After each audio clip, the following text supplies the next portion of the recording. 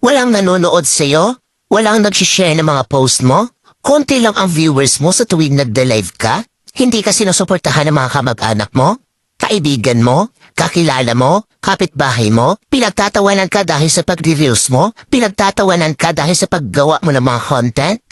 Ito ang tatandaan mo. Huwag kang huminto. Huwag kang susuko. Huwag kang papaapekto sa sasabihin ng ibang tao tungkol sa'yo. Ipakita mo sa kanila na may mararating ka. Dahil isang araw, kapag marami ka ng followers, kapag marami na ang sumusuporta sa'yo, kapag marami na ang nanonood sa'yo, kapag marami ka ng viewers, kapag marami na ang nagmamahal sa'yo at sumusuporta sa'yo, kapag marami ka ng payout, kapag sinasahod mo na ang sinasahod ng mga sikat na content creator, kapag mayaman ka na, kapag marami ka ng pera, ay manunood na yan sila sa'yo. Sila na ang kusang lalapit